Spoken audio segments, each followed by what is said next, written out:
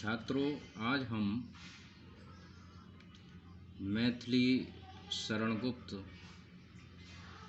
के द्वारा रचित साकेत महाकाव्य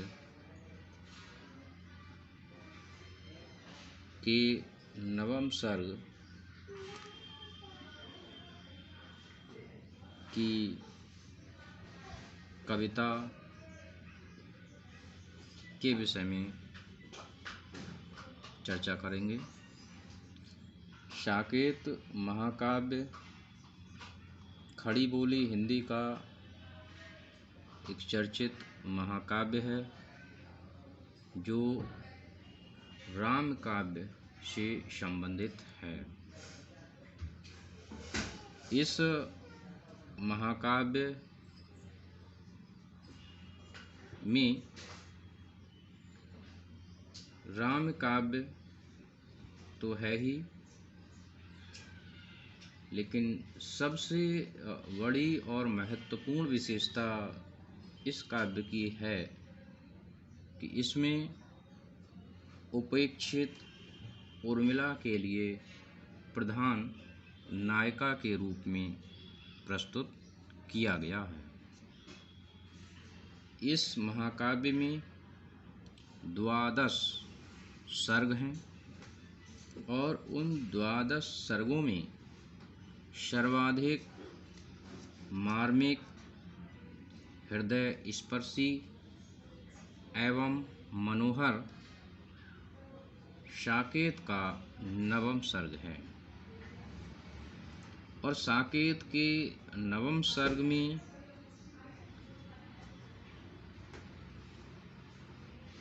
प्रस्तुत कविता अत्यंत ही महत्वपूर्ण है, जो इस सर्ग के प्रारंभ में ही दी हुई है। तो सबसे पहले हम इस कविता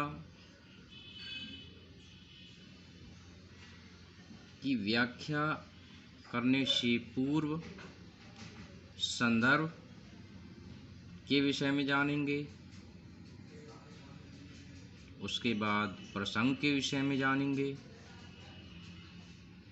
उसके बाद व्याख्या के विषय में, तत्पश्चात इसमें क्या विशेष है इसके विषय में जानकारी प्राप्त करेंगे।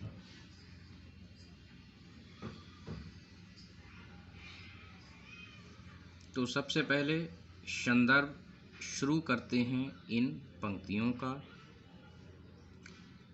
प्रस्तुत पद्यावतरण हमारी निर्धारित पाठ्य पुस्तक आधुनिक हिंदी काव्य के आधुनिक युग के वैतालिक, भारतीय संस्कृति के पुरस्कर्ता, राष्ट्रकवि मैथिली शरणगुप्त विरचित साकेत महाकाव्य के नवम सर्ग से अवतरित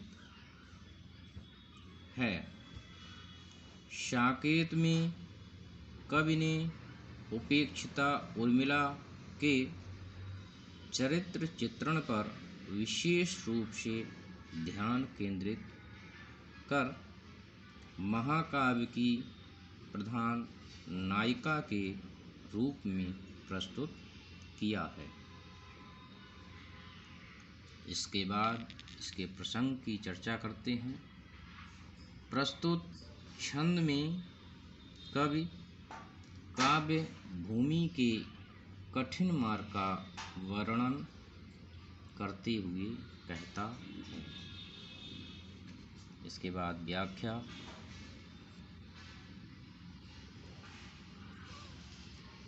विफल जीवन व्यर्थ बहा बहा। कवि अपने जीवन की व्यर्थता को प्रकट करता है कि मेरा जो जीवन है वह व्यर्थ ही व्यतीत हो गया। सरस दो पद भी न हुए हाहा। अब विफल क्यों हो गया कि सरस 2 पद भी न हुए हाहा, अर्थात कि रसपूर्ण काव्य की रचना से वह वंचित रह गया। इस कारण उसे अपना जीवन व्यर्थ प्रतीत होता है। अब क्यों वंचित रह गया? क्योंकि कठिन है कविते तब भूमि ही,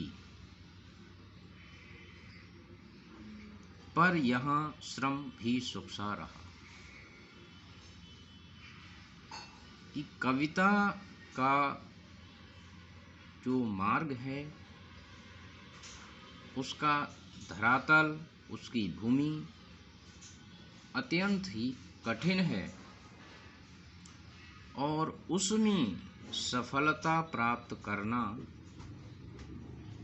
सहज कार्य नहीं है। बावजूद इसके कवि ने जो परिश्रम किया है, उस परिश्रम में भी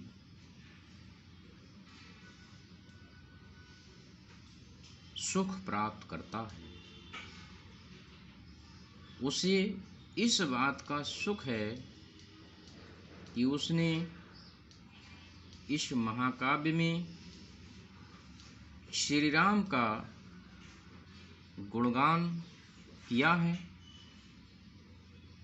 और साथ ही एक उपेक्षिता नारी उर्मिला को भी उचित स्थान प्रदान करने का प्रयास किया।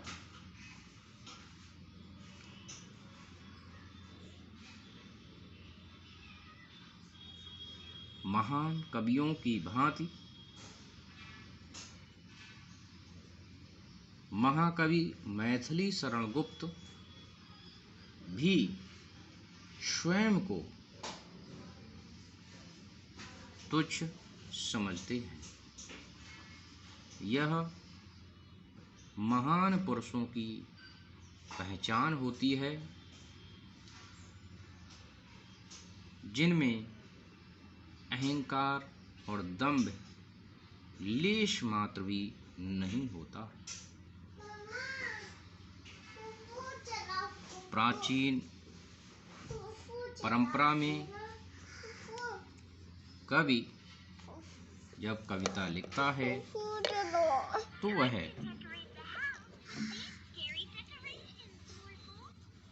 अपना सारा अहंकार छोड़ देता है और सहजता से अपने को तुच्छ मानते हुए महान कार्य को संपन्न करता है।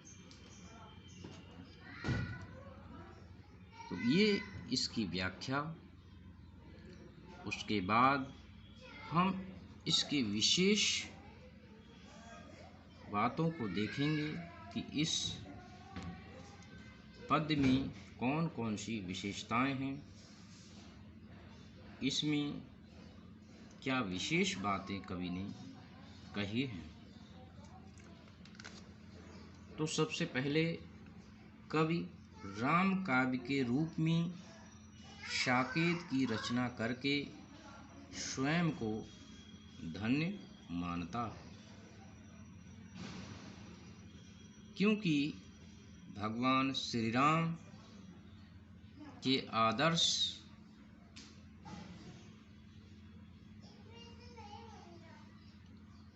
जीवन के लिए अत्यंत ही आवश्यक हैं और एक अच्छे समाज की कल्पना को साकार करने में मददगार हैं।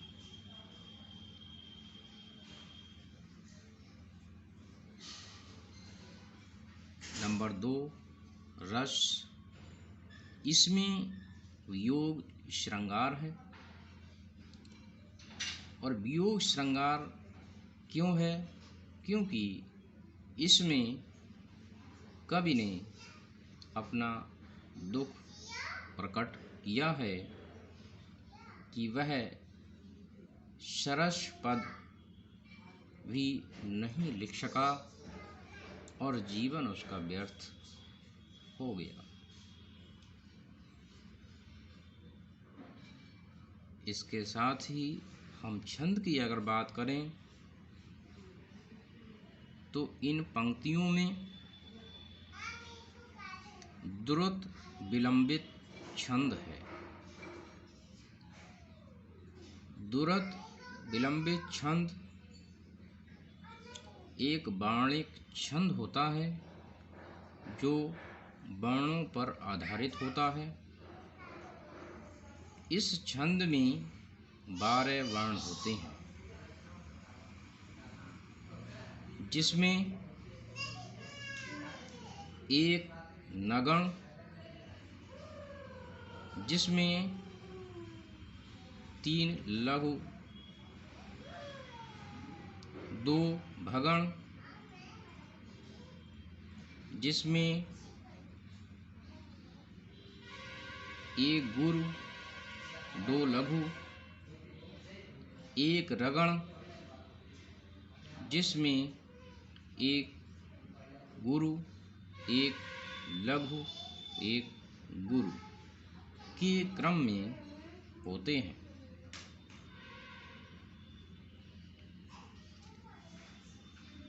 यद्यपि मैथिली शरण गुप्त जी के लिए हरिगीत का छंद अत्यंत प्रिय है, लेकिन इन पंक्तियों में द्रुत विलंबित छंद को उन्होंने अपनाया है। इसके बाद बात करते हैं अलंकार की। तो इस पंक्ति में श्लेष अलंकार देखने को मिलता है। यह श्लेष अलंकार 2 स्थानों पर देखने को मिलता है।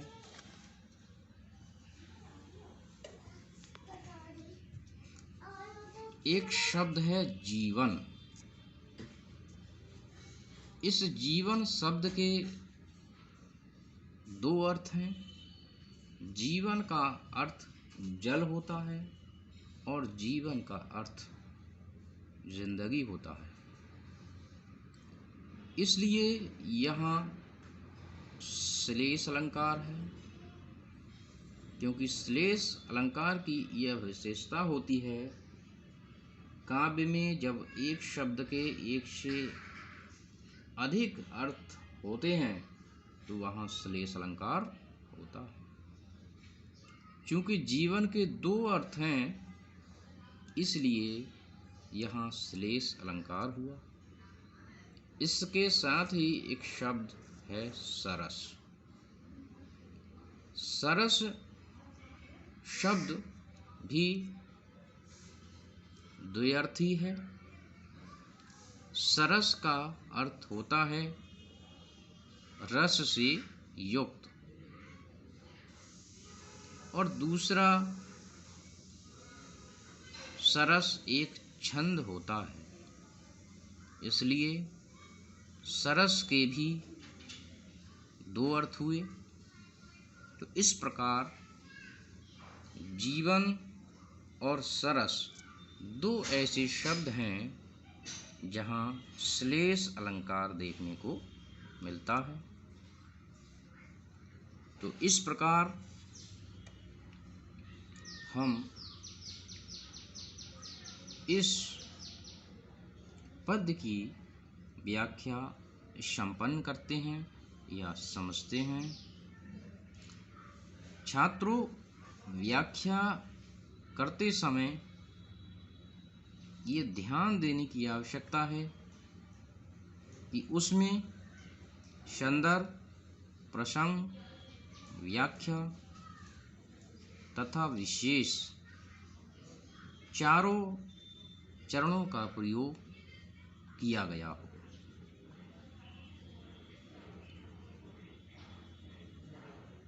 जब ये चारों चरण सम्मिलित होते हैं तभी संपूर्ण व्याख्या कही जा सकती है, क्योंकि प्रत्येक चरण का अपना महत्व होता है। तो इस प्रकार इस छंद की